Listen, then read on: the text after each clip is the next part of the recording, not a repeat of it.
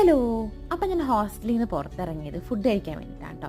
പക്ഷേ എനിക്ക് കുറച്ച് സാധനങ്ങളൊക്കെ മേടിക്കാനുണ്ടായിരുന്നു. അപ്പം ഞാൻ നേരെ ജനറൽ സ്റ്റോഴ്സിൽ പോയിട്ടോ.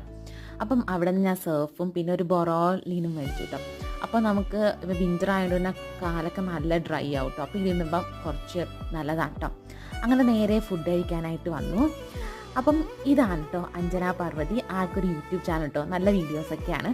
അപ്പം എല്ലാവരും വീഡിയോസൊക്കെ കണ്ടു നോക്കണം. ഞാൻ ആളുടെ ചാനലിൻ്റെ ലിങ്ക് ഞാൻ ഡിസ്ക്രിപ്ഷനിൽ കൊടുത്തേക്കാം കേട്ടോ.